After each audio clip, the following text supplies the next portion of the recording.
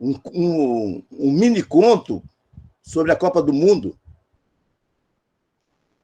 E eu, já bastante afastado da atividade literária, eu tive a ideia de escrever um conto. O mini conto tinha que ser 20 palavras ou 30 palavras no máximo. Qual foi a minha surpresa? Que eu ganhei esse concurso e ganhei uma viagem para o México, na época da gloriosa campanha do Brasil, campeão de 1970, que eu acabei não indo. Eu preferi trocar o prêmio por causa da minha atividade na siderúrgica. Mas aí eu pensei, poxa, esse negócio de literatura até que não vale a pena desistir. Aí eu continuei praticando. Vim para São Luís, transferido para a Alumar, onde eu acabei terminando minha atividade profissional. E eu desenvolvi, numa época que eu tive que fazer uma cirurgia de vesícula, e nessa época a cirurgia de vesícula era muito demorada, não era hoje como é fácil, você coloca um pontinho aqui e de repente você está livre da vesícula. Nessa época eu tinha que cortar mesmo. Então eu passei mais quase um mês. E na fase de recuperação me deu uma ideia de, rapaz, eu vou escrever um livro aqui que eu estou na cabeça há muito tempo, que se chamou em primeira edição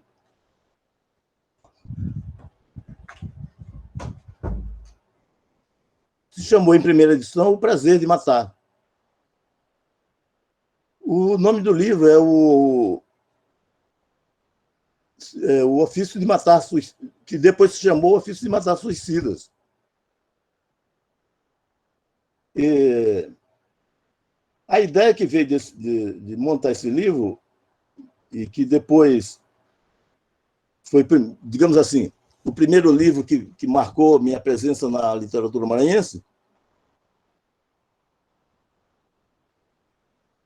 é a ideia que surgiu assim, meio por acaso, porque todo mundo tem aqueles dias em que não está muito feliz, ou que não. E pensa, poxa, rapaz, que situação a minha, quem sabe o suicídio poderia ser uma solução para mim. Então, eu imaginei, poxa, mas o sujeito está nessa situação e deve pensar assim, deve ter uma opção de gente também. Então, a ideia que surgiu no cara, que o cara era um marginal da sociedade, pobre, na pior situação da vida, aí dá um clique na cabeça dele e ele diz, rapaz, eu vou botar um anúncio, assim como eu, que não tem coragem de me matar, deve ter uma porção de gente por aí. Aí ele bota o anúncio no jornal e, de repente, ele se torna um criminoso profissional, a revelia da total incapacidade dele para o negócio, porque, na realidade, ele não tem a menor inclinação para o troço, ele é uma pessoa boa e acaba se atrapalhando, de forma que o livro, a narrativa, tem um elemento muito cômico.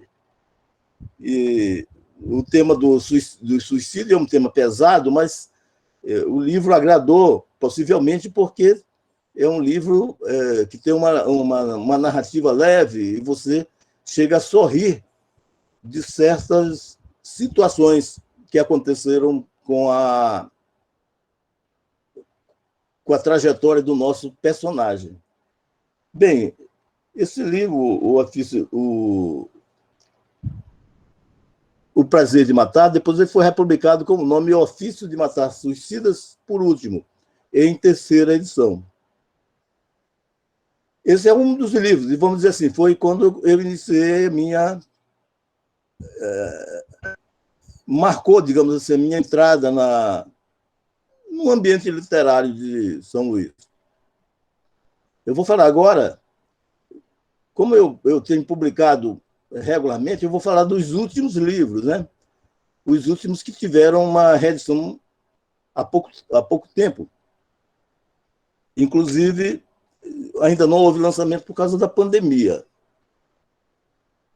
Eu vou falar desses dois últimos livros. O primeiro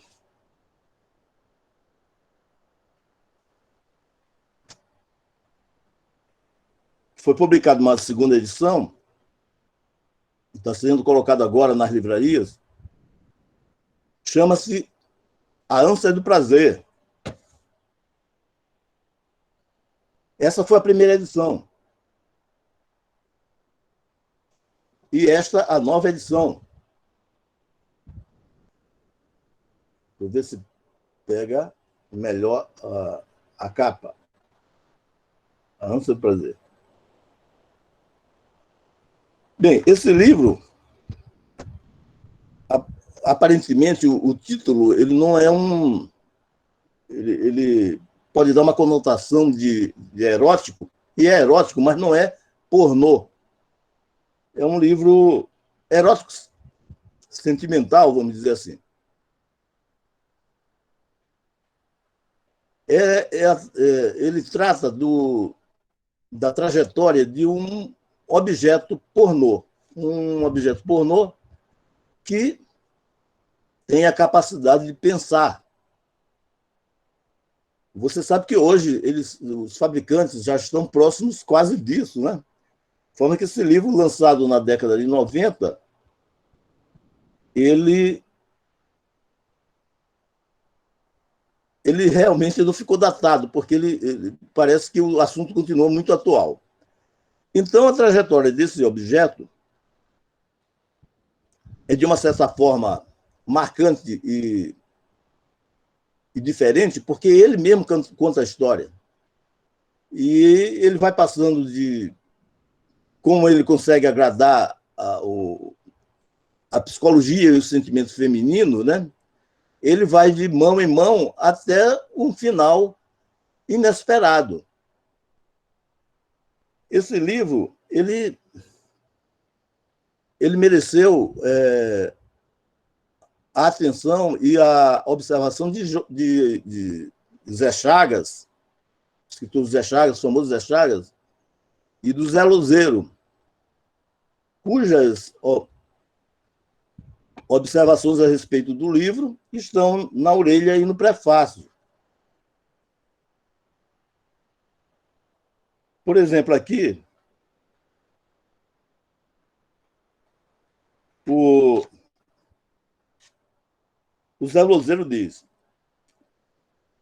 o romance de José Everton é tudo isso, uma espécie de ensaio do amor e suas consequências, com ramificações pelos terrenos do ódio e da vingança.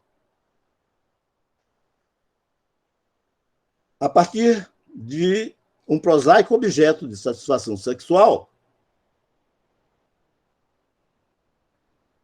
que facilmente levaria o autor para o ridículo da pornografia, ele o eleva ao patamar de pedra filosofal, onde pulsa a alma humana. Há no livro de Everton, por artes do inconsciente, momentos de conexão direta com o Kama Sutra. A milenar obra, que sendo considerada erótica no Ocidente, na Índia é o livro sagrado do amor. Ou seja, é um livro muito atual que fala das expectativas femininas com um pensamento, ao contrário do que pode parecer, a princípio, não explorador, mas em defesa do feminismo. Porque o objeto mecânico e metade mecânico e metade humano, ele tem aquela consciência da psicologia e do afeto e da expectativa que as mulheres têm. Então, é isso que faz ele ser tão apreciado pelo público feminino a ponto de elas o disputarem. Esse livro, ele ganhou um prêmio na ocasião, um prêmio de romance, na década de 90, como eu mostrei na capa anterior, e agora ele está sendo reeditado. eu poderia, não sei se o tempo ainda dá, eu poderia falar mais rapidamente de mais um outro livro. Esse aqui chama-se O Entrevistador de Lendas, e também foi um livro premiado em concurso aqui em São Luís. O Entrevistador de Lendas é um livro que eu acho bastante apropriado para a juventude e tem tido muita procura, porque ele, inclusive, a apresentação foi feita pelo José Neres. Ele trata, talvez seja a primeira ficção científica, talvez seja a primeira ficção científica publicada no Maranhão sobre lendas maranhenses. E a história, resumida, é o seguinte: seres de um planeta muito no futuro têm a possibilidade de entrar no mundo lendário por artes da evolução, da tecnologia e tudo. Então, esses seres partem para o Maranhão e começam a entrevistar as lendas maranhenses. Elas mesmo contam as histórias para esses seres de outro planeta. E assim, ao mesmo tempo que se desenvolve uma trama, né, se desenvolve em torno da trajetória desses indivíduos, o estudante ele tem a possibilidade de conhecer muito sobre as próprias lendas. Tem as lendas que são entrevistadas, a lenda de Ana Jansen. Ana Jansen, ela conta a sua história, o touro encantado, a serpente encantada, até que tudo se encaminha para um final imprevisível sobre o que vai acontecer com esses caras que vieram de tão longe para entrevistar as lendas. Também tem sido um livro que tem tido uma boa receptividade do público, não só por tratar das lendas maranhenses, como pelo aspecto de fantasia, que hoje tem feito muito sucesso junto à juventude, que é a parte do mistério, da coisa de grande impacto. O Zé Neres também já tinha falado, a princípio, o ABCB Morar de São Luís.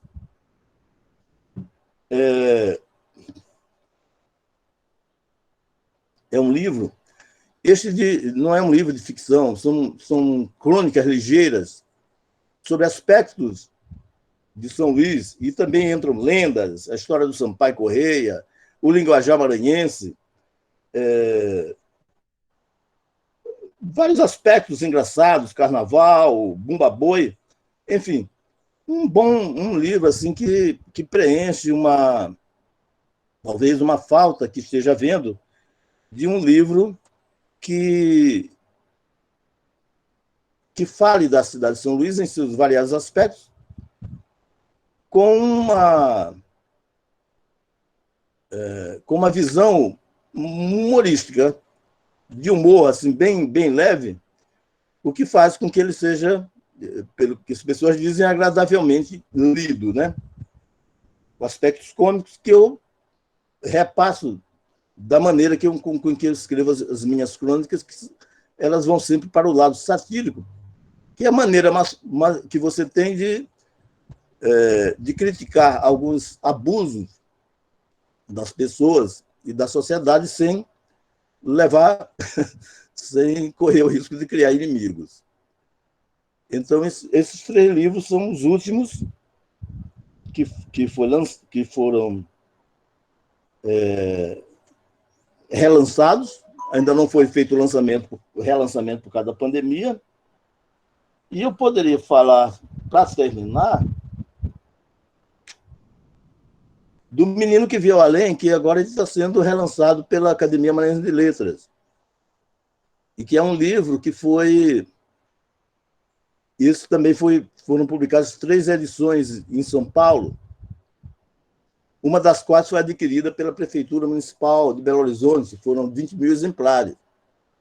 E esse livro também é uma fantasia sobre o sentido da vida, a busca pelo sentido da vida, a história do menino, e entra na formação, entra na estrutura da narrativa a questão do tempo. Por que o tempo passa tão depressa? Então é preciso que a gente se encontre. Muito propício, aliás, esse pensamento, principalmente nesses tempos pandêmicos, né? O que a gente vai fazer com o nosso tempo?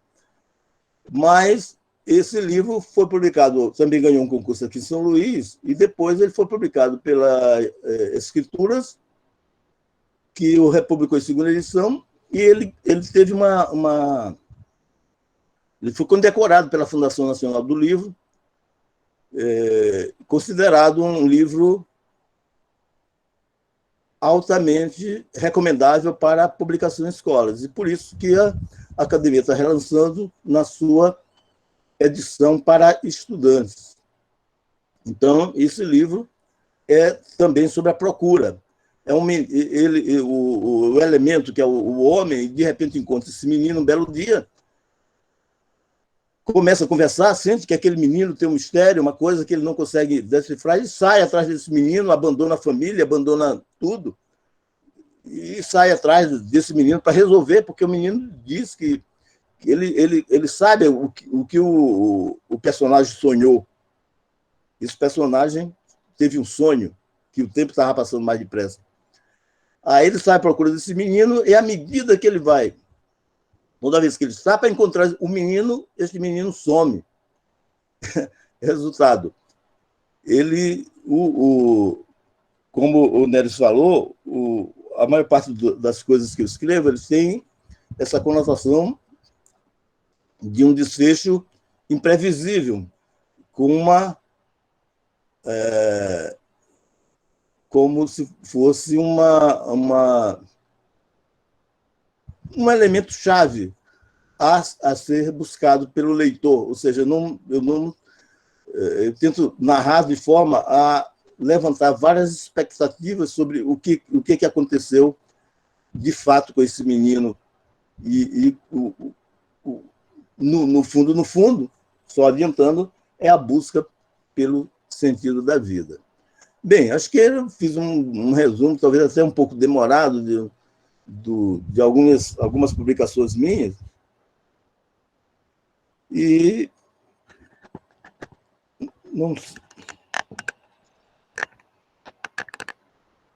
Eu acho que faltou Everton. Só para provocar, sim. Eu acho que faltou um aqui, dos mais recentes de conto, que tem a palavra cruzada bem na frente. Ah, sim.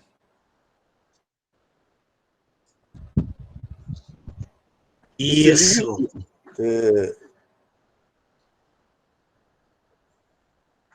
Chama-se O Pequeno Dicionário das Paixões Cruzadas. É um livro de contos. E são narrativas, algumas sobre acontecimentos reais, que eu transformei em contos. Por exemplo, o título desse livro talvez, eu não sei, é uma das primeiras histórias policiais que são contadas em forma de dicionário. Por isso que o título se chama Dicionário de Paixões Cruzadas. E a inspiração para escrever esse conto me veio de uma notícia que eu li no Jornal do Rio, em que um professor ele tinha sido morto por uma bala perdida numa festa de estudante. Eu imaginei a situação de não ter sido essa uma bala perdida. Então, um dos policiais que conta a história, que narra e que escreve o dicionário, ele vai dizendo A, B de não sei o quê, até contar uma história que é cheia de reviravoltas. E não se sabe, ou, aliás, se sabe, lendo o conto, quem realmente matou. Tinha motivos para assassinar o professor, inclusive algumas das alunas que eram apaixonadas por esse professor. É uma narrativa que ele também foi premiado num concurso de contos, Aliás, 4 desses contos foram premiados em concursos nacionais. Essa aí também recebeu menção honrosa no concurso Paulo Leminski. E, finalmente, apenas para complementar desse livro, tem também o primeiro conto, que se chama Também as Ondas, também foi baseado no fato real, um acidente que aconteceu na cidade de Ribamar, quando vocês devem estar lembrados, alguns estão lembrados, quando um casal morreu afogado com um carro que tombou um carro tombado no cais de São José de Ribamar. Aquilo me impactou tanto que eu e as situações, as coisas, os comentários, alguma morbidez, alguma curiosidade, achei aquilo tão tocante que eu acabei fazendo um conto com um ponto de vista de uma dos personagens não diretamente envolvidas. Esse conto também recebeu menção honrosa no concurso de contos nacionais.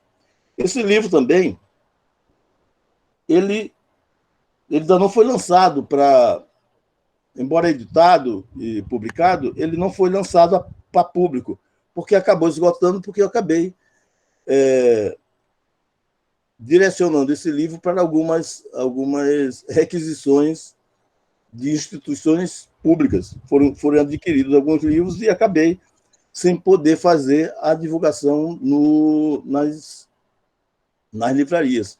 Mas a intenção é reeditar novamente o livro, porque ele ainda não foi a público. Muito bem, Everton, muito obrigado, meu amigo. E lembrando que daqui a pouco vocês podem também fazer as perguntas, tirar as dúvidas. Muito obrigado. Vou passar a palavra agora. Se o Everton não quiser mais a palavra, ainda tem um tempinho ainda, Everton. Teria uns 3 minutos. Mas, se você não quiser mais a palavra, eu vou chamar o nosso outro escritor, que é o Bruno Tomé Fonseca. Um cidadão que eu descobri hoje que ele acorda tão cedo quanto eu. Já que eu mandei mensagem para ele 4h40 da manhã, ele respondeu 4h41. Ele acorda tão cedo quanto eu, não conhecia esse tipo de gente, viu, Bruno? Que acorda cedo, que é raridade aqui no Maranhão, que o amigo Dino, ele acorda 9 da manhã para ir para a academia. Aí ele vai e faz exercício, depois ele volta a trabalhar 11 horas, como está por aí provado e comprovado. Mas o Bruno Tomé Fonseca é, como eu falei para vocês, um homem que veio da área do direito e que escreve direito também muito bem, escreve muito bem. Os seus livros, principalmente, trabalham com contos e agora também já entrou no ramo da biografia. Mas o primeiro livro dele, e talvez assim aquele que tenha impulsionado a escrever os demais, porque se a crítica fosse negativa ficaria um pouco mais complicado, mas que foi muito bem recebido pelo público e pela crítica, foram Os Contos Cruéis. Logo depois, Bruno escreve As Carências das Horas Tardias da Noite, um livro também de contos, e uma característica muito interessante do Bruno é que em seus contos geralmente existe uma relação aqui conflituosa entre gerações. Não sei se é intencional, não sei se não é, mas essa relação entre gerações existe. E também o Bruno Tomé escreveu Rei Zulu, a Majestade Bárbara, um resgate extremamente necessário do nosso campeão, Rei Zulu, um homem que andava esquecido, infelizmente, embora o resto do Brasil todo se curve a ele, nós aqui no Maranhão estávamos devendo alguma coisa para Zulu. E esse débito foi saldado pelo nosso amigo Bruno Tomé Fonseca. Eu não sei se o Bruno tem outros livros, eu não sei dizer, mas além desses eu tenho o livro também Leve-me ao Seu Líder, Articulações entre Direito e Cultura Pop, que ele fez com o Agostinho Ramalho Marques Neto, o Bruno de Carvalho Montejunas o Érico Renato Serra Cordeiro e James Magno Araújo Farias, que são artigos que trabalham sobre essa relação distópica com cinema, literatura, arte pop em geral, e ele trabalha muito bem isso. Então, nós vamos agora ouvir o nosso querido Bruno Tomé Fonseca, e como eu disse, daqui a pouco nós poderemos fazer as perguntas, matar essa curiosidade. O Bruno Tomé também é da Academia Ludovicense de Letras, e é um homem muito respeitado e querido por todo mundo que eu conheço até hoje. Nunca encontrei quem falasse mal de Bruno Fonseca. Bruno, você com a palavra, meu amigo. Boa tarde, queridos. Prazer em estar mais uma vez aqui com esse belo grupo. Queria mandar uma saudação especial a essas 48 pessoas que estão aqui nesse momento, em que eu cumprimento, em nome dessas 48 pessoas, o meu querido professor Neres, que não me chama, me convoca, e eu juro bandeira e marcho adiante sob o comando do professor José Neres. Queria cumprimentar o meu querido Dino, mais uma vez encontrando você aqui, prazer tê-lo aqui também como anfitrião. Minha confreira Dilerci, que eu estou vendo aqui no cantinho da tela, aqui na Academia Ludovicense de Letras, e meu querido Everton, prazer mais uma vez te ver, Everton, tá? Sempre uma honra mesmo, viu? Então, queridos, boa tarde a todos, uma honra estar aqui, uma honra mesmo.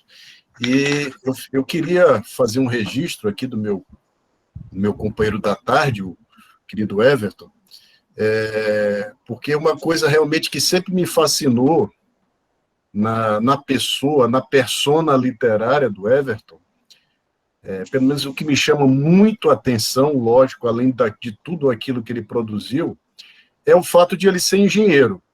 Mas, em contrapartida, nós sabemos que ele está em muito boa companhia, porque Euclides da Cunha também foi engenheiro, e Lima Barreto também estudou engenharia. Não sei se formou engenheiro. Sei que ele estudou engenharia na Politécnica, não sei se chegou a se formar o Lima Barreto. Então, o Everton está no panteão dos escritores, dos grandes escritores engenheiros, né?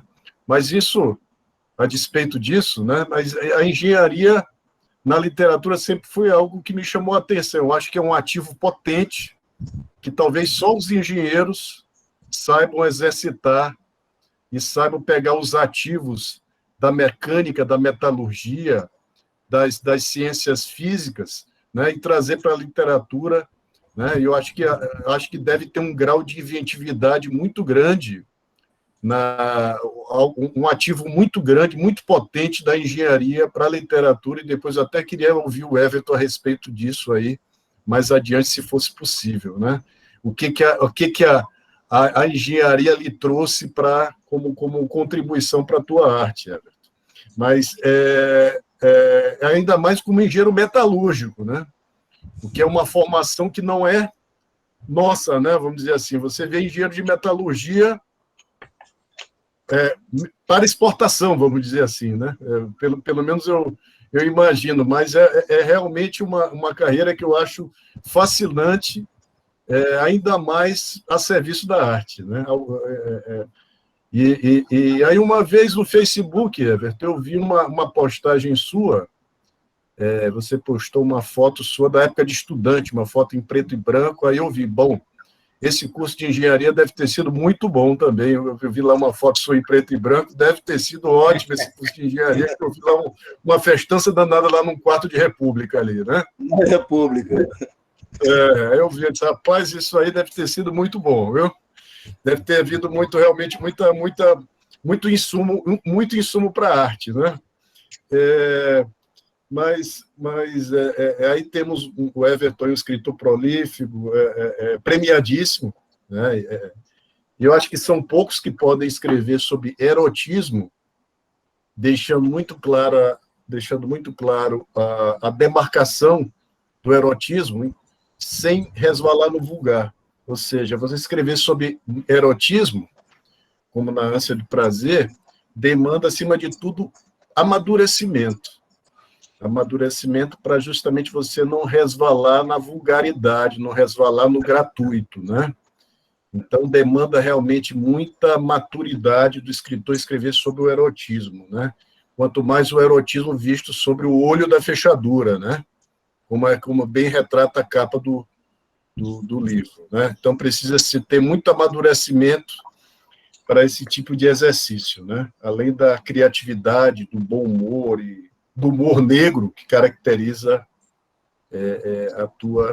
a tua literatura. Então, é muito prazer em tê-lo aqui como parceiro dessa tarde. Mas, assim, com relação à nossa experiência enquanto escritor, é baseado não num quantitativo, na quantidade de livros que o Everton tem, que tem muito mais anos de estrada do que eu, mas são baseados, vamos dizer assim, em coisas muito legítimas também, porque a literatura para mim foi um caminho inescapável, é como se eu estivesse num beco sem saída, que eu não teria para onde ir se eu não tivesse respirando esse ar. Com toda certeza, eu seria um ser humano muito pior, muito mais amargurado, entristecido, pouco realizado, se eu não fosse me satisfazer em algo que fosse escrito por mim mesmo e baseado em experiências pessoais minhas. Então, eu considero a literatura como algo, tipo um beco sem saída. Eu não consigo realmente passar o dia sem ter algo às mãos para ler, pelo menos para ler, né? Então, a literatura, a experiência de leitor e de escritor, para mim, correm juntas. São coisas muito parecidas, são experiências muito complementares. Ler e escrever são exercícios simultâneos, complementares, né? E aí é como comer, beber, são necessidades, realmente, né? Então, Os Contos Cruéis, que foi o meu primeiro livro, que é o tal do debut, né, da estreia, ela foi um livro voltado para satisfazer instintos primais, né, primitivos mesmo, né? Ou seja, eu precisava escrever aquele livro para descarregar, para fazer um descarrego ali, vamos dizer assim, usando a expressão mística, né? Seria um descarrego mesmo, uma sessão de descarrego, botar para fora, expelir, jogar adiante, aquela bacia de despejo ali, né? Ou seja, eu não estava me importando muito, com perdão da palavra, eu não estava me importando muito com o que poderiam dizer, né? Tanto que meu primeiro livro foi lido por alguns, muita gente gostou, mas de repente pessoas mais, como é que eu posso dizer, pessoas mais religiosas ou mais com uma formação mais cândida, mais pura, mais talvez tenham se estranhado um pouco, né? Poderiam ter se chocado em alguns momentos, porque eu queria aquilo ali mesmo, né? Eu queria chocar, eu queria colocar coisa, né, resvalando ali entre o vulgar e o não vulgar. Eu queria ficar naquele limite mesmo, entendeu? De estar naquele fio da navalha mesmo, me perceber naquele limite, me desafiar. Então, o primeiro livro tem essa perspectiva. A perspectiva da estreia, a perspectiva daquele jogador que, sei lá, aquele jogador que vai subir do time de base para o time principal e entra ali faltando 15 minutos para terminar o segundo tempo, né? Ou seja, tentar ali fazer de tudo para meter a bola para dentro e de qualquer jeito, na canela, chutando a canela de um, dando canelada na bola e tentando botar a bola para dentro de qualquer maneira. Evidentemente, não a todo custo, mas para satisfazer justamente, para me satisfazer como escritor e tentar satisfazer o maior número de pessoas, instigar, de repente, se pudesse instigar, instigaria. Né? Então, isso não quer dizer que eu não me preocupasse com algum tipo de qualidade, até porque, já na oportunidade do primeiro livro, eu já me abastecia muito literariamente. Né? Então, eu gostei, eu introjetei muita coisa daquilo que eu lia. Então, eu tinha mais ou menos um nível de aceitação mínimo para poder me propor a escrever algo. Então, vamos dizer assim, o Contos Cruéis foi esse debut, né? Foi esse colocar para fora que é necessário, né? Que é necessário para todo e qualquer escritor, aquele encorajamento mesmo. Né? Já o segundo livro, As Carências das Horas Tardias da Noite, aí eu já demorei um pouquinho mais, eu já quis costurar um pouquinho mais, eu quis sofisticar um pouquinho mais, disse, não, pera um pouco, vamos fazer uma tapeçaria melhor, ao invés de fazer uma camisa de flanela, uma coisa assim, vamos fazer uma coisa mais bem tecida, costurada, né? De repente começando pelo fim, colocando camadas, colocando mais personagens, colocando uma narrativa um pouquinho mais complexa, né? Eu precisava ter essa confirmação de que eu poderia escrever um pouquinho mais, não querendo descambar em qualquer tipo de pretensão, né? De ser pretensioso, mas me sofisticar um pouquinho mais literariamente e me propor a certos exercícios, né? Então, As Carências das Horas Tardias da Noite, também um conjunto de contos, mas com uma tendência menos impulsiva e mais bem costurada. Tanto que, vamos dizer assim, na temática, as histórias passaram a ser um pouco mais confessionais.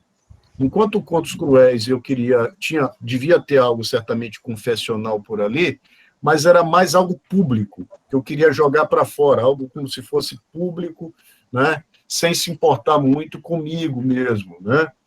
Já As Carências das Horas Tardias da Noite, eu já quis fazer algo mais confessional. E aí o nome ele meio expressa esse estado de espírito, né? Das Carências das Horas Tardias da Noite, ou seja, são escritos produzidos à noite, noturno, espiando as culpas e tentando ser o mais honesto possível dentro de determinadas circunstâncias. O professor Neres falou que eu acordo 4h pouca da manhã, é verdade mesmo. Né?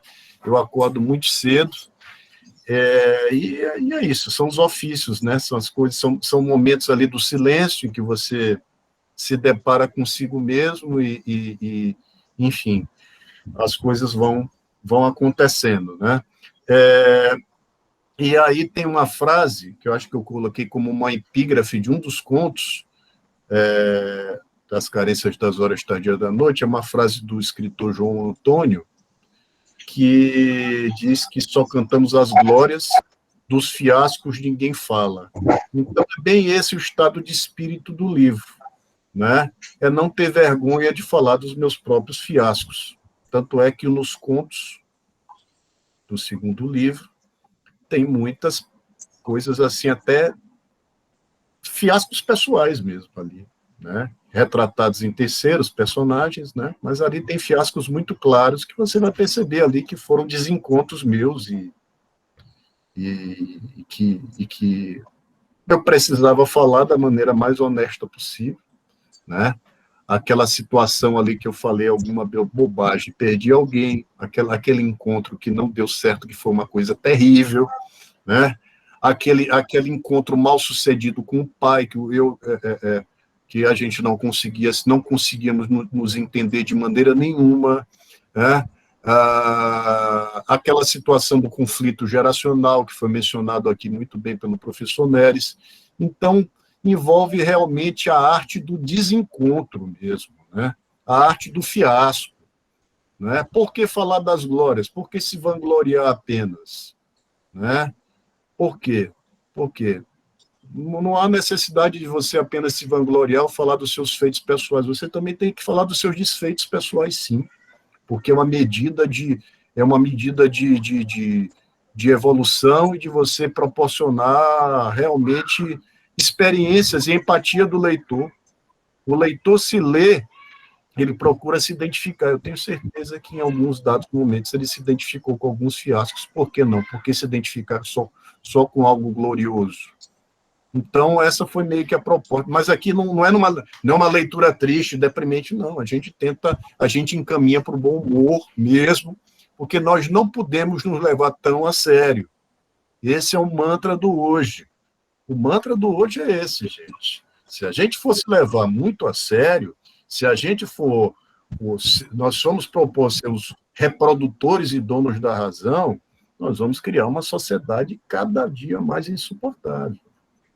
Então, a gente tem que rir, nós temos que rir de nós mesmos, entendeu? Não importa a maneira da gente rir. Tem gente que gosta de rir para fora, gargalhando, que nem Fafá de Belém, e tem gente que gosta de rir para dentro, que não tem problema nenhum rir para dentro. Os que riem para dentro são ainda mais bem-humorados, na minha opinião. Né?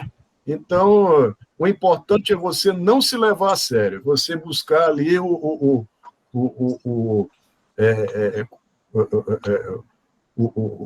não é questão de você buscar a pinga que você bebe, sim os tombos que você leva, né? Isso que são mais importantes, o que é mais importante é isso, né?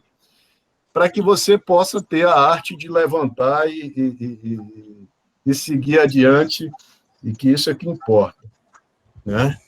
E aí temos uma experiência coletiva, né?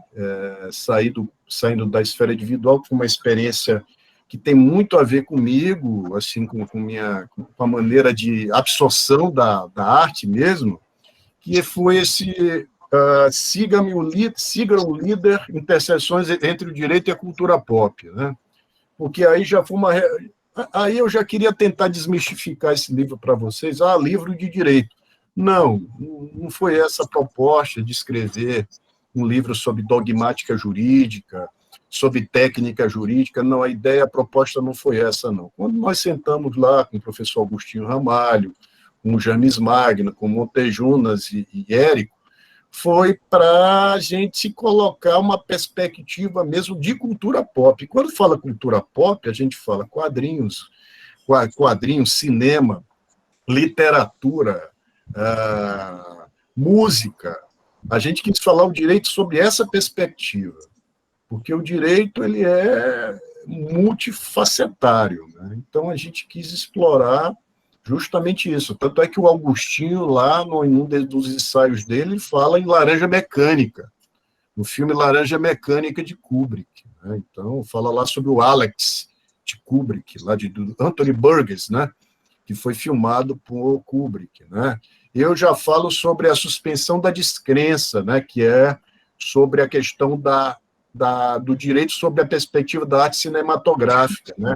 Como é que você assiste um filme e como é que você vê o direito a partir do filme ou o filme a partir do direito. Enfim, o roteiro são os fatos que são trazidos a nosso conhecimento, né? E aí a gente faz... Eu fiz ali uma espécie de construção paralela do direito com o cinema. Então, foi outra coisa necessária, porque eu amo cinema, eu sei que muitos de vocês amam também, né? Então eu precisava fazer isso, né? Como se fosse tirar as toxinas da minha profissão, né? Que minha profissão é cheia de toxinas. Quem é da área e que milita no dia a dia precisa expelir, né? Fazer aquele negócio que a cobra faz, né? De tirar o veneno, né? Do dente, né? Como é que é aquilo? Não sei como é que é o nome. Inoculação, né? Inocular o veneno, né? Então eu precisava retirar essas toxinas da minha profissão e escrever isso. Então aquilo foi uma necessidade. Quando eu escrevi aquilo foi também outro turbilhão, né? De exorcismo, um exercício de exorcismo, vamos dizer assim. Então, me deu muito prazer escrever isso também. E, por fim, o livro sobre o nosso Zulu, o Rei Zulu, a Majestade Bárbara. Zulu é o nosso grande artista pop maranhense. Zulu é o nosso Muhammad Ali. Zulu é o nosso vamos dizer assim, é o nosso bluesman. Zulu é uma coisa impressionante para mim. Sempre foi, desde criança, vendo aquele ser gigante, monumental, desafiando todo mundo e falando aquelas palavras de ordem, aquele bom humor. É o bom humor que ele tinha de rir para dentro mesmo, fazer aquelas caretas, né, falar aquelas coisas completamente absurdas, absurdas que eu falo, absurdas de espetaculares, né, aquele jeito totalmente nonsense.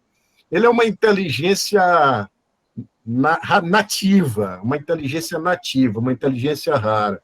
E eu vi aquilo ali, aquele homem, aquela entidade mística, como algo que precisava ser escrito. Aquilo precisava ser escrito, precisava chegar, nem que eu fizesse ali uma tira de jornal, eu precisava escrever sobre aquele homem. E me intrigava que ninguém nunca quis escrever sobre ele, ninguém se propôs a escrever sobre ele. E aí eu me vali de uma situação que eu soube que ele estava levando um golpe na praça, e eu soube através de canais que eu tenho na polícia. E aí eu procurei ele por intermédio do ex-lutador James Adler. E exatamente, o Zulu é o Hulk Hogan no Maranhão. Quem falou aqui foi o Dino, né, que disse, né? Então, eu reportei, eu tinha gente querendo dar golpe com ele na praça, blindei ele juridicamente, e aí já foi uma maneira de eu me apresentar para ele, né? E aí foram 8 horas de gravação, um recorte de jornal que ele tem da década de 70, uma coisa absurda, sabe?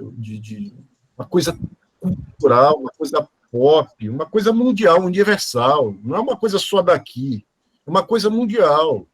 E foi um livro que teve muita repercussão fora do estado, porque o Zulu ele é idolatrado fora do Maranhão. Eu não sabia, eu tinha ideia disso, porque a luta dele com o Rickson Gracie é considerada entre as 5 maiores lutas de vale tudo de todos os tempos. Aqui eu estou colocando o UFC no meio. Estou colocando o UFC no meio disso tudo. Então é considerado estar entre a luta do Rei do Zulu e do Rickson Gracie, no Maracanãzinho, em 1983, é considerado entre as 5 maiores lutas de vale tudo de todos os tempos. Então eu não preciso dizer o quanto é que ele é idolatrado lá fora. Então, quando eu estava lançando o livro, no mesmo dia, era gente do Brasil todo ligando, consegui o meu WhatsApp com o portal do Vale Tudo, que eu tenho uma amizade com o representante do portal, Rodrigo Minotauro entrando em contato, pessoal da família Gracie entrando em contato, querendo livro e tudo. Então, foi uma coisa realmente, uma experiência muito, muito boa, muito válida, muito pessoalmente muito prazerosa para mim, né? De tirar, inclusive, esse homem do ostracismo, né? Em alguma medida, né? E, se possível, repassar também os frutos desse trabalho para ele, né? Porque ele tinha lá também as suas necessidades materiais, enfim. Então, então, eu posso dizer aí que a minha vivência literária é uma vivência literária que atravessa também um pouco do ecletismo, né? Mas, acima de tudo, passa pela necessidade, porque se você escreve, se você se propõe a publicar, ou se propõe a colocar para fora, tem que ser com muito prazer, tem que ser com muita satisfação, tem que ser com uma coisa muito instigante, né? Eu tenho certeza que com o Everton funciona assim, com o professor Neres funciona assim, com muitos de vocês, com a querida Dileci funciona dessa maneira. Não dá para escrever só para cumprir um dever burocrático ou cumprir um protocolo. Não, você tem que escrever realmente com algo como algo que está dentro de si, indissociável, né? É como se fosse um prato de comida que precisa ser devorado às pressas, enfim, e deglutido, enfim. É mais ou menos isso, gente, que eu queria colocar para vocês. E aí eu tenho uma pergunta aqui para o Everton, para ele não se esquecer, sobre a questão da engenharia, tá, Everton? Obrigado, querido. Muito obrigado, Bruno, obrigado, Everton. Lembrar também que, além desses dois gigantes nossas letras, nós temos outros também gigantes aqui. Nós temos a participação, a presença da professora Séries Costa Fernandes, que entrou aqui. Séries, seja muito bem-vinda, minha eterna professora Séries. Temos, lógico, aqui a Luísa Cantanhede, não sei se está por aqui ainda, mas estava. Temos a Dileci Adler, a professora Linda Barros, temos Dino Cavalcante aqui. Isso está um lugar totalmente florido, sem contar alguns que eu não possa conhecer, talvez, né? Mas ontem, Dino, ontem nós tivemos uma tarde maravilhosa e temos outra tarde maravilhosa hoje, Dino. Estamos acertando em todos os nomes, meu querido. E aí, vamos agora, quem quiser perguntar algo para Everton, vamos começar com a pergunta do Bruno para o Everton. Enquanto as pessoas aí, do Bruno para o Everton, é isso mesmo, enquanto as pessoas tomam coragem de fazer alguma pergunta. Everton, nosso amigo Bruno, quer repetir a pergunta aí, Bruno? Não, eu lembro. Eu lembro. Isso. É sobre a influência da engenharia na minha produção literária. E uma resposta a isso, bem clara, talvez seja o livro de poesias que eu escrevi, Cidade Aritmética, que é um livro de poesia exclusivamente com temas matemáticos. E esse livro também ele também teve a oportunidade de ser premiado aqui no prêmio, recebeu o prêmio Sousana. Nesse livro, eu procuro colocar o homem na sociedade com a simbologia matemática. E foi um livro assim que até me surpreendeu de eu conseguir terminar o fim. E eu divido esse livro entre a parte de matemática e a parte de engenharia, em que os poemas têm uma certa construção. São poemas em que se desenvolve a estrutura do poema em cima de uma construção, de uma edificação. A engenharia, eu acho que ela me ajudou muito na parte literária, a questão de tirar os excessos e ser mais direto, assim, mais plano. Tem um escritor famoso que diz que você deveria ficar 50 anos para escrever um livro e os outros 50 anos para corrigir.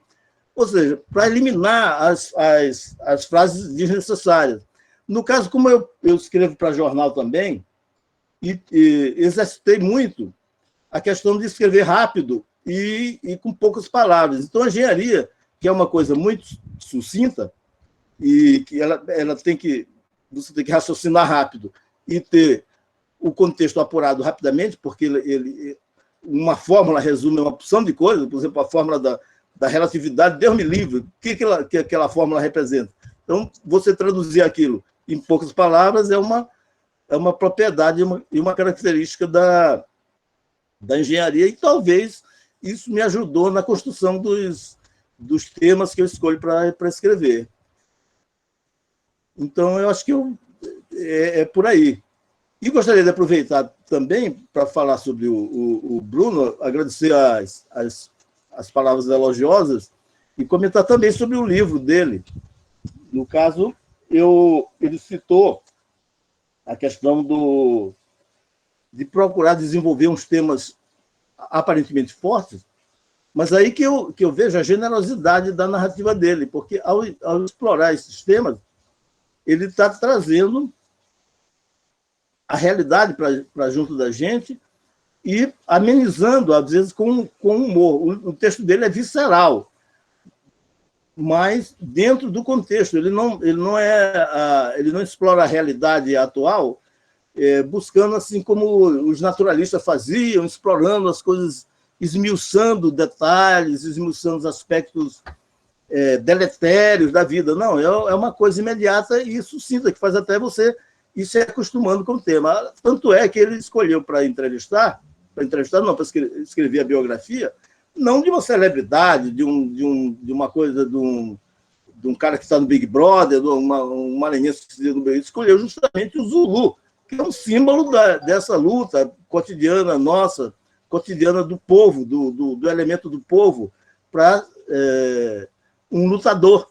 Em resumo, um lutador. Então é isso aí, parabéns ao Bruno também. Eu ainda não li Contos Cruéis, eu quero ler. Hoje a gente estava falando sobre isso, o Zé Neres. Neres adora os Contos Cruéis. E você tem que começar lendo As Bactérias. É um ponto que é fantástico. É o seguinte, temos uma pergunta aqui da professora Linda Barros, que diz o seguinte: eu me considero, entre aspas, uma mocinha na carreira literária. Aí vem os risos. Então eu gostaria de saber desses dois gigantes intelectuais quando começaram a despertar o interesse pela escrita literária. Mas antes de responder, eu tenho que comentar, Everton. Você aí, parecendo a moldura aqui de Caravaggio, assim, do barroco. Tá lindo esse escuro e esse claro aqui, esse jogo de luz. Mas você é um artista até mesmo para aparecer na tela. Não, é proposital, é o efeito do abajur aqui. Mas está muito legal essa imagem. Concorda comigo? Então, Caravaggio aqui está fantástico. Vou guardar para os próximos. É bom falar, Neres, rapidinho, que várias pessoas já fizeram print da tela para guardar essa imagem do Zé Everton. Né? Porque está muito bonita. Muita gente comentando se eu achava parecido com Charles Bronson. Né? Charles Bronson e Caravaggio, porra. E ela é conhecida. Joaquim Aico chama de Tchekov maranhense, né? Tem isso aí. Mas vamos lá, a pergunta da professora, a gente começa com quem aí? Como é que vocês despertaram o interesse pela escrita literária?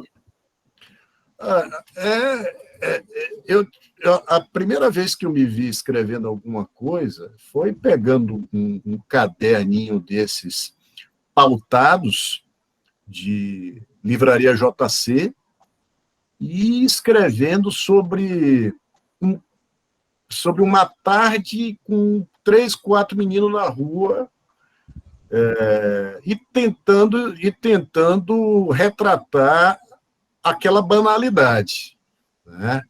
Então, quantos anos eu tinha? Não sei nem dizer quantos anos que eu tinha, não sei se eu tinha 11 ou 10 ou 9, mas aquilo ali foi uma necessidade instantânea. Eu precisava retratar aquela convivência de bando, né?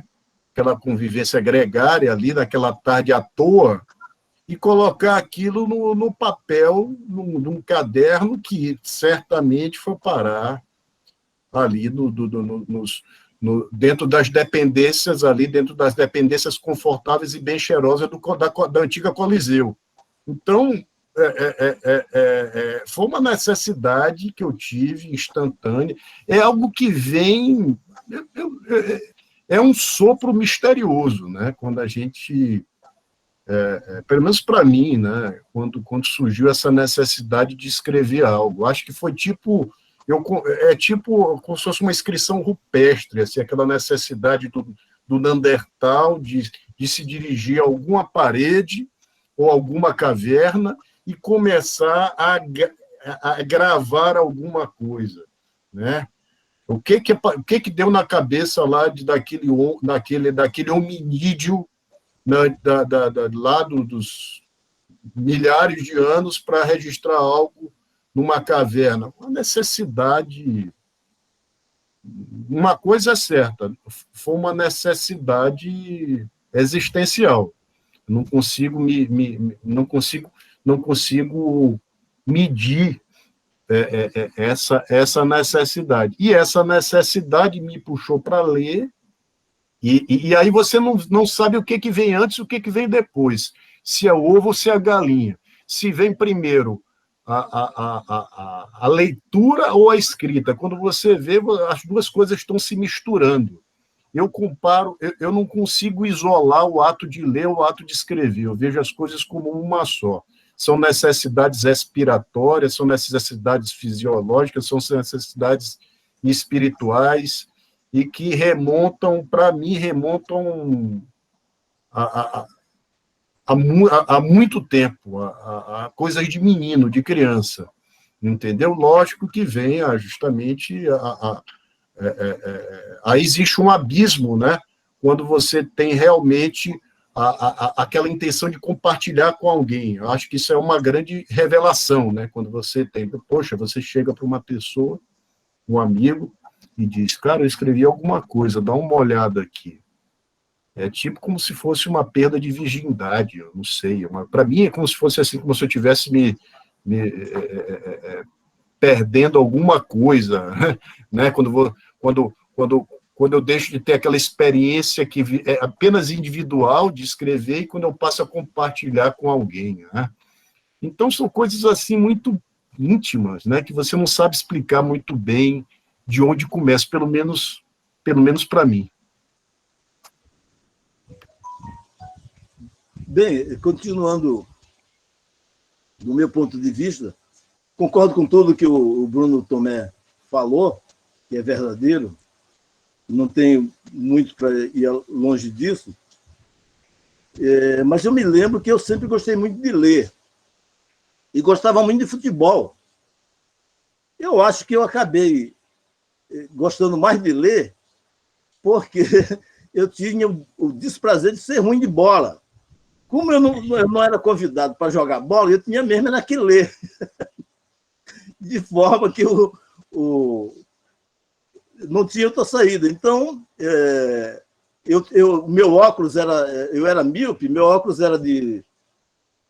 tinha um elevado grau de miopia, de forma que eu pelo menos tinha essa desculpa, dizer, tu não dá para tu entrar aqui porque tu tem óculos, tu não vai enxergar. Mas não, acho que era ruindade mesmo. Aí eu, gostando muito de futebol, até hoje a gente gosta de futebol, né? Eu sei que o Bruno é vascaíno e nós temos essa solidariedade até nos dissabores atuais. Mas, então, eu sempre gostei muito de ler e quando eu vinha passar férias em São Luís, que é a minha idade pequena, a minha tia, que era professora do liceu, chegou a ser diretora, chamava-se Rosa Everton, ela me trazia para passar férias com ela. Ela saía para dar aula e deixava aquela estante dela recheada de livros.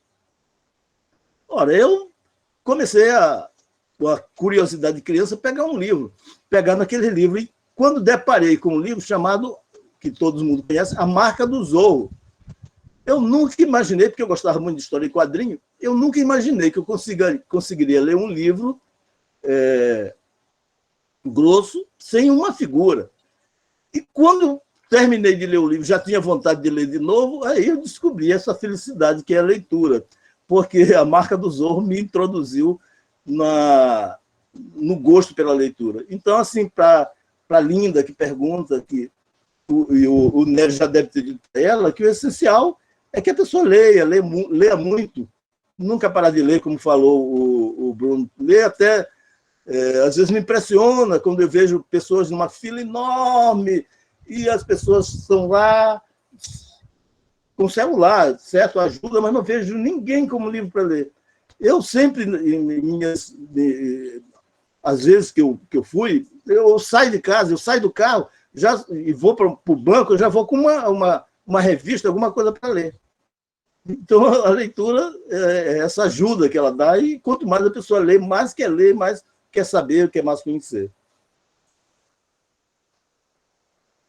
Muito bem, mais alguma pergunta? Se alguém quiser, pode abrir o microfone, pode perguntar para o Bruno, para o Everton. Você já mandou um abraço aqui para os dois. Parece que as pessoas não querem... Alguma pergunta a mais? Pronto. Alguém quer falar? Posso Sim, falar? fica à vontade. Fique à vontade. Em primeiro lugar, boa tarde a todos. Essa mesa está maravilhosa, todos estão de parabéns. O Dino também pela organização. E a pergunta primeira que o Bruno fez para o Everton, né? Eu queria fazer uma complementaçãozinha, se me permitem. Tem dois aspectos na minha leitura. Primeiro é que nós temos várias vocações, né? Então, a gente, às vezes, pela necessidade de se aprimorar numa certa profissão, para poder sobreviver, porque na nossa sociedade a gente tem que pagar para tudo, né? Então, a gente deixa de lado outras vocações que são muito queridas para a gente, né? Eu costumo dizer que eu divido a minha vida em 3 momentos, onde nos 3 momentos eu adoro ser psicóloga, adoro ser professora e adoro ser escritora, né? Então, num primeiro momento, eu era privilegiada a psicologia, mas eu escrevia e dava aulas, no outro era docência, mas continuava fazendo os outros 2, agora eu privilegio a cultura, a escrita, né? Então, tem hora que a gente não dá para viver de uma coisa só. E a gente, às vezes, aliás, nós precisamos viver de uma profissão só, e deixamos de lado algumas vocações, né? Então, inclusive, assim, o Bruno é da área de direito, né? Mas é um excelente escritor, maravilhoso, né? Nosso confrade na academia do Dom Vicente de Letras. O Neres também é da academia do Dom Vicente de Letras, mas também é da Maranhense, né? Então, mas é nosso confrade também lá. Então, o Bruno é da área de direito, o Everton eu nem sabia, né, que é da arquitetura. Eu sou psicóloga, né? Agora, eu percebo assim que as nossas profissões de trabalho, elas também influenciam um pouco a nossa forma de escrever, às vezes, né? Mas isso é importante também, isso é bom também. Assim, achei interessante como o Everton colocou a questão da engenharia nos trabalhos dele também, né? Então, assim, eu, como psicóloga, vivi muito as angústias dos outros, né, do ser humano. Então, isso passa muito também, né, em alguns dos meus trabalhos. Mas é isso aí, gente. Eu acho que a gente tem que... É um prazer. Eu concordo plenamente com o Bruno quando ele fala do amor à literatura, do amor ao ato de escrever, né? E, ao mesmo tempo, a gente se sente meio inseguro e invadido, né? Quando a gente expõe um trabalho, não pertence mais a gente. E tem hora que a gente vê o trabalho interpretado de uma forma tão nova, tão diferente, inusitada, às vezes, que a gente não esperava. Bom, mas então era só isso aí, já falei demais, eu quero dar um beijo carinhoso em cada um de vocês, também em quem está nos ouvindo, a Séries, né? Nossa confreira lá da Academia do Dom Vicente, mas também é da Maranhense, né? E é isso aí, Dino, parabéns, tá? Vocês estão lindos, maravilhosos, trabalhos incríveis. Parabéns para todos, tá? Beijo. Obrigada. Tudo bem. E eu acabei de ficar zangado, Dileci, com a internet. Como é que aparece para mim Dileci com o nome embaixo desconhecido? Nunca. É ser uma pessoa especial para todos nós. A internet é terrível. Vamos demitir essa internet porque botou Dileci como desconhecida. Não. Eu não sei o que acontece. Todas as vezes que eu entro nesse tipo de reunião, meu nome não aparece. Por isso mesmo eu coloco Dileci no final de cada participação. Certíssimo. Gente, mais alguma pergunta? Vamos para a última pergunta. Quem quiser fazer a última pergunta, daqui a pouco temos que encerrar, infelizmente. Seria bom ficar até a madrugada ouvindo as pessoas falando, mas tudo tem que acabar um dia, inclusive as palestras. Mas alguém tem alguma pergunta? Vamos ouvir quer perguntar alguma coisa, Dino? Não, vamos ouvir as séries, né? Ah, sim. Séries, minha princesa, fale séries.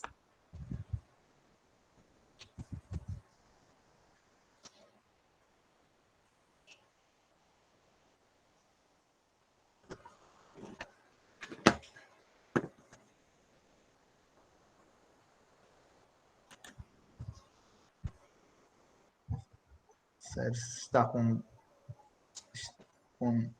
Está com dificuldade de som, parece-me. Acho que está fechado o dano.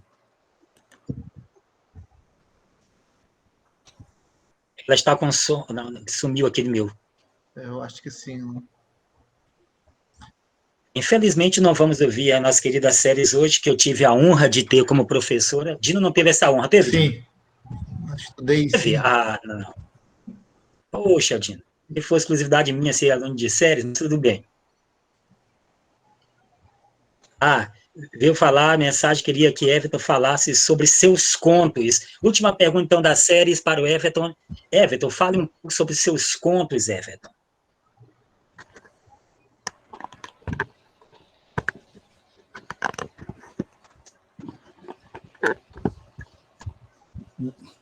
Eu vou falar rapidamente sobre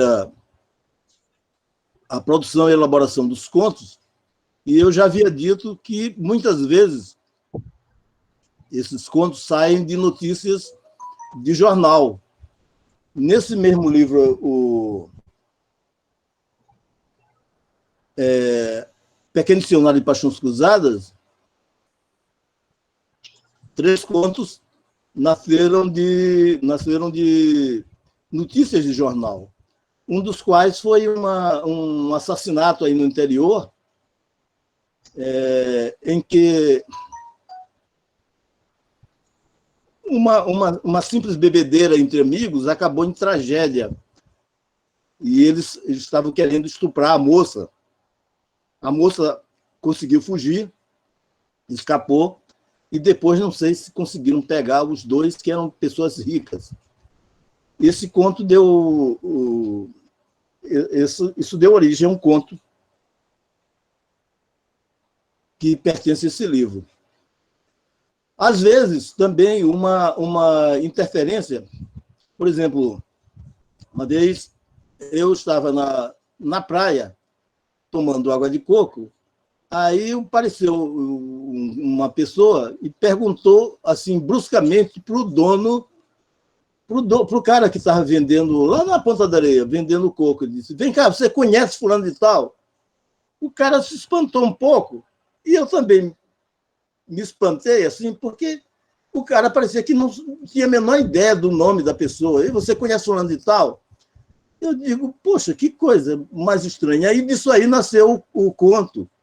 Quase que depois foi chamado quase uma novela. Ei, você conhece Alexandre Guaraci? Em que uma pessoa aparece perguntando para ele se ele conhece este Alexandre Guaraci. Ele fica intrigado com aquilo e parte em busca de descobrir que diabo é aquele, quem é esse Alexandre Guaraci. Essa história, que foi premiada aqui em São Luís, acho que séries até do júri, ela esteve para ser filmada.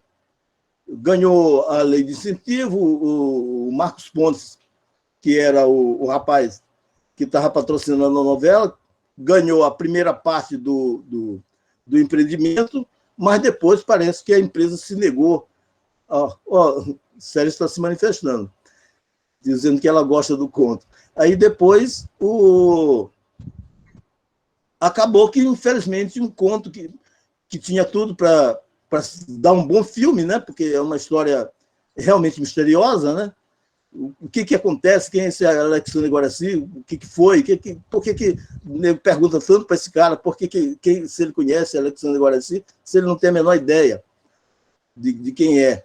Aí, esse conto que eu achava que o produtor devia ter optado por um curta-metragem, ele optou por um longa. E um longa é mais dinheiro. O certo é que teve a primeira parte da grana e depois a segunda parou, não houve mais continuidade. E realmente uma pena, porque eu achei que a história ela tem bom handicap para ser aceita, até pelo título também. E assim, outros contos, né? Eu tenho um outro que é o outro livro de contos que eu publiquei, chama-se A Morte dos Mamonas Assassinas e Outros Contos. Esse aí, eu tenho um arrependimento do título, porque o título desse livro de contos ia se chamar Todas as Estradas São Longas, que é o título de um dos contos, e que até hoje eu acho mais bonito. Mas, na época, eu vi o lado comercial, porque estava falando muito nos Mamonas Assassinas. Eu digo, não, eu vou botar o título desse aqui, porque o livro vai vender mais. Que nada! E todas as histórias são longas. Também é um conto bom. O Morte dos Mamões Assassinos também eu considero um conto. É a história de uma mulher que ela é fã dos Mamonas, né? E aí ela sai para a rua para visitar o avô que está morrendo. Ela vai, aí de repente, quando ela recebe a notícia do... Sérgio também está dizendo que ela gosta do primeiro livro do Bruno, do primeiro conto do livro do Bruno. Então, quando essa pessoa, que ela é muito solitária, mas é fã-clube, adora o cantor, adora os Mamonas, quando ela está indo para o hospital para visitar o avô, que ela mora sozinha com a mãe, aí ela recebe a notícia que os Mamonas Assassinos morreu. Repentinamente, tudo para ela acaba. A necessidade de visitar o avô, aí ela perambula, e pá, não vai não vai visitar o avô. Quando ela chega em casa, aí que ela pergunta, chega a ver a mãe dela atônita, e diz assim, e aí? E ela diz assim, olha, eu não fui, os Mamonas Assassinas morreram. Ela diz, o teu avô, minha filha, o teu avô morreu. Aí pronto. É um tipo de um conto cruel, assim como os do Bruno Tomé Fonseca, do Tomé, para mostrar algumas contradições da nossa vida. E aí, então, esse conto se chama A Morte dos Mamonas Assassinos.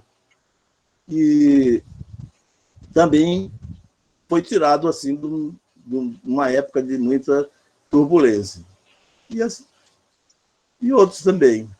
Agora o Bruno fala sobre o conto dele, que Séries gosta muito. Eu não sei se dá para ver qual foi que ela falou. É o primeiro livro, Contos Cruéis. Bom, com relação aos contos, eu não consigo apontar, assim, nesse momento, um favorito. Mas o professor Neres falou das bactérias, vamos dizer assim, que é realmente uma coisa meio... Conto sobre os dois irmãos que Séries colocou. Um conto sobre os dois irmãos. Acho que é de Neres. Tem algum conto sobre dois irmãos? Tem, né? Eu não olhei aqui a mensagem dela. Tem a mensagem da série. Aquele conto sobre os dois irmãos de Neres. O seu Neres. Um conto seu, Neres. Ixi, sabe que eu não lembro, Séries? Agora estou em dúvida, também não sei. A um conto do professor Neres. Dos dois irmãos. Sobre dois irmãos. Eu juro que não sei, Séries. Sinceramente. Eu não me lembro agora, mas me lembro que eu li. Gostei muito. Acho que eu citei numa. Que é difícil, eu nunca lembro.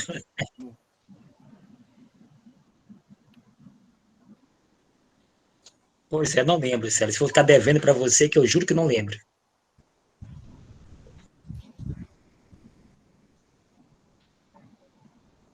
Pronto, então, ficar na dívida. Eu vou ter que reler o que eu escrevi depois. Vidas Perdidas, eu acho. Parece de Vidas Perdidas. É um conto, de livro antigo, faz 15 anos esse livro. Classe de família não é, classe de família não tem irmãos ali. Não tem nenhum livro aqui perto para ver? Não tem livro aqui perto, infelizmente. Vou ficar devendo a você, Sérgio. Como eu estarei aqui de novo na sexta-feira, eu acho, né, de sexta-feira? Até lá eu irei lembrar desse conto e comento para você, tá bom, Sérgio? Até lá eu vou lembrar. Lembrar não, eu vou ler para procurar, que eu não lembro também.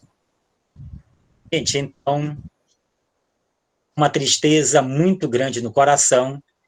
Nós vamos ter que encerrar essa reunião aqui. E para encerrar, eu quero ouvir as palavras do meu colega, companheiro de pesquisa, amigo do coração e irmão de alma, Dino. Você faz o encerramento desse dia de hoje do nosso evento, que está muito bom. Com você a palavra, Dino. E Neres, Diga. rapidamente eu queria agradecer a oportunidade e felicitar especialmente, né, o Neres e o Dino por essa iniciativa. Os dois são pessoas que têm se destacado por promover a literatura maranhense. Ninguém mais do que esses dois estão fazendo pela literatura maranhense. Não só pessoas que já têm alguma coisa estabelecida, como os novos que estão surgindo. Meus parabéns e agradecimentos aí aos dois. Eu queria também registrar prazer de estar aqui com vocês, um fim de tarde maravilhoso. Então, vou dizer assim, estamos todos aplacados aqui das nossas tensões de pandemia. Eu estou me considerando aqui uma pessoa felicíssima de estar aqui, eu só tenho que agradecer. Queria agradecer esse grupo, é a segunda vez que eu estou aqui com esse grupo maravilhoso, eu acho que hoje talvez num formato mais ampliado, né? E parabenizo esse grupo de literatura, manter um grupo como esse, coeso, junto, eu tenho certeza que aqui um ajuda o outro, né? Um ajuda o outro. Talvez estar aqui nesse grupo, para essas 36 pessoas aqui, quando esse grupo se reúne, talvez seja o melhor momento do dia. Poxa, certamente as pessoas que aqui estão contam as horas e os minutos de estarem aqui, porque se sentem apoiados um pelos outros para tocar a literatura adiante, né? A literatura maranhense, nacional, mundial, né? Para a gente fazer a nossa aldeia mais universal possível, né? Então, parabéns, professor Neres, parabéns, professor Dino, um beijo para todos aí, viu? Obrigado. E Everton e Bruno, Dino diria o seguinte, que Dino é um homem muito religioso, ele vai à igreja praticamente todo dia, e ele diria para todo mundo que essa ideia de promover a literatura maranhense é nosso dever e nossa salvação, como diria Padre Dino. Bom, então, nós não fazemos isso por outra coisa, a não ser por um prazer muito grande. E também devemos lembrar que, rapidamente, um segundo apenas, quando eu e Dino éramos alunos da UFMA, encontrar um escritor para bater papo era uma raridade, era um sonho. E hoje nós temos esse prazer de estar ao lado de vocês, e esse prazer tem que ser compartilhado, não pode ficar só com a gente. Então, quem sonhava um dia estar ao lado de Leci, Célis, que foi minha professora, Everton, eu vou contar uma história rápida, eu tive uma aluna que se apaixonou por Everton, sabia disso, Bruno? Eu passei um livro em sala de aula para ler, e a menina viu a capa do livro e se apaixonou por Everton. Dá para perceber aí justamente por esse enquadramento dele aqui, que certamente se apaixonaria fácil. Esse homem é um perigo, e aí foi uma luta desiludir a garota que era casada e queria conhecer Everton, mas é assim mesmo, né? Então, Dino, faça aí. O Neres é um grande ficcionista, né? Grande ficcionista, mas às vezes fala a verdade. Né? Sempre. Nesse caso aí, ele está falando a verdade. Quando a gente passa a ânsia do prazer, geralmente algumas garotas querem conhecer o Zé Everton, tá? Imaginando que aquilo ali seja uma autoficção. Tá? Mesmo se falando que não é autoficção, ali o escritor é um, tá? E o sujeito da narrativa é outro completamente diferente, mas acham que não, né? Que o personagem central de Ânsia do Prazer se chama José Everton Neto. Mas é isso, minha gente, olha... Lembrei o conto que Célis pediu, Dino. Acabei de lembrar o conto que Célis pediu. Eu comento sobre ele. É um que eu escrevi, mas foi para o site textual, que é um conto de dois irmãos se encontram. Só vai saber esses dois irmãos no final, e é uma questão de feminicídio. Um dia eu conto esse conto para vocês. Bom? Muito bem.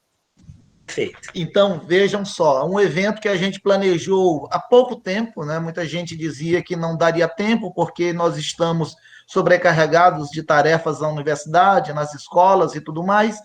E, enfim, a gente resistiu, foi adiante e fez um evento experimental. A ideia era fazer um evento para 50 pessoas, tá?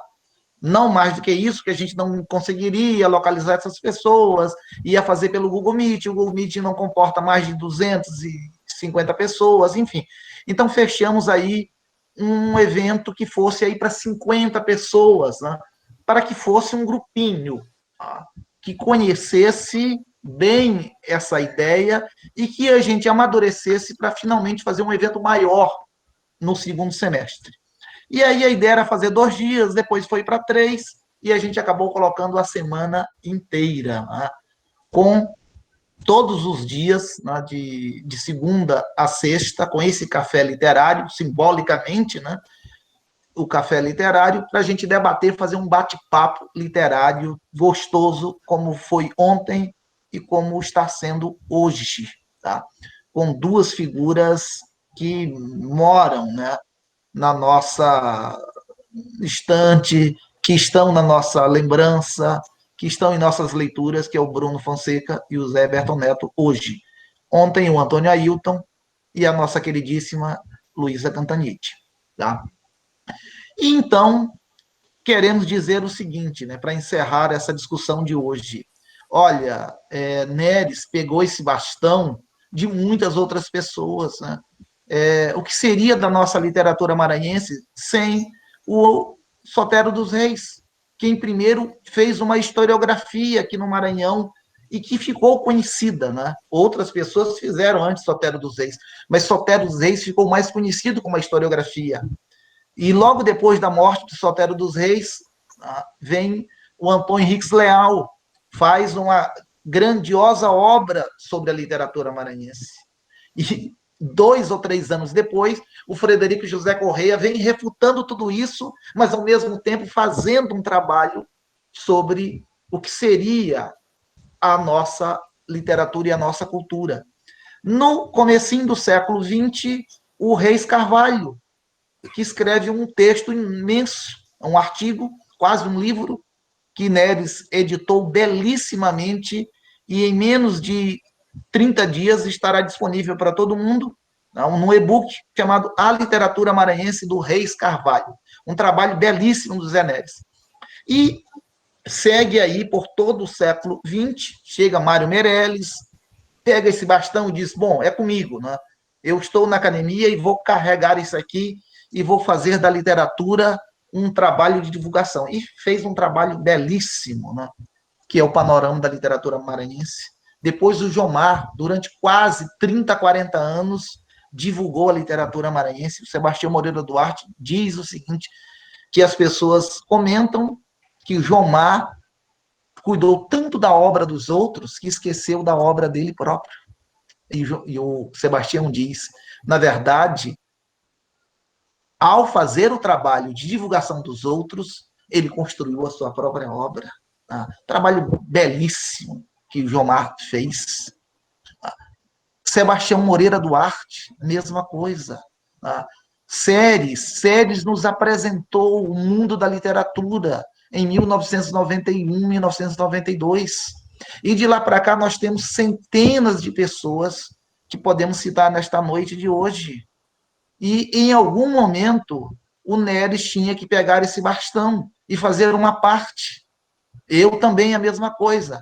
Então o que nós estamos fazendo é, influenciados por muita gente que já fez demais, também fazer uma pequena parcela, divulgar um pouco da nossa cultura, que é o que nós temos de maior riqueza neste Maranhão. A maior riqueza que se tem neste Maranhão é a sua cultura, é a sua gente. E dentro da sua cultura, claro que nós vamos pegar a literatura, que é o elemento mais forte, né, para nós que pesquisamos a literatura, né?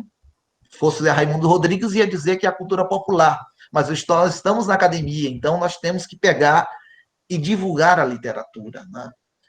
E é isso que nós estamos fazendo, né? Ao mesmo tempo que estudar, analisar os textos literários, é aproveitar também para divulgar, para que daqui a 20, 30 anos as pessoas conheçam mais do que nós conhecemos a nossa literatura.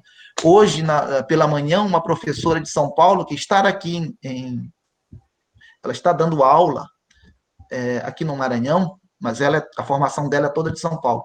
Ela estuda literatura maranhense agora. Dentre outras questões, ela estuda Maria Firmina dos Reis, estuda a Mariana Luz, que foi membro da Academia Maranhense de Letras, a primeira mulher, a segunda mulher negra e a segunda mulher a entrar na Academia Maranhense de Letras. A primeira mulher a entrar na Academia Maranhense. A primeira mulher a entrar na Academia Brasileira só nos anos 70. Aqui no Maranhão, no começo dos anos 40, entrou uma mulher negra, a Laura Rosa, e logo em seguida outra mulher negra, a Mariana Luz. Então, ela comentando isso com os alunos dela, parece que está falando alguma coisa estranha, como se eles não soubessem, né, o que tem acontecido, o que aconteceu aqui no Maranhão. E pergunta, vem cá, vocês não estudam a cultura de vocês aqui, no ensino médio, nada? Aí disseram, não, a gente só conhece um pouco do Maranhão quando a gente chega à faculdade. Tá? Então é necessário que a gente mude isso. Né? Então a proposta desse evento e de outros que virão é justamente a gente pesquisar e divulgar um pouco. Tá? E por isso a gente agradece demais todas as vezes que a gente faz um convite. Pessoas como o Bruno, como a Dileci, como a Séries, como o Zé Everton, de pronto atendem e contribuem muito com isso. Né? Então, são escritores que devem ser divulgados muito mais do que já foram divulgados, né? Porque eles precisam ser muito mais lidos do que já foram. Então, gente, boa noite a todos, né, e a todas, e muito obrigado pela tarde de hoje, que foi um presente.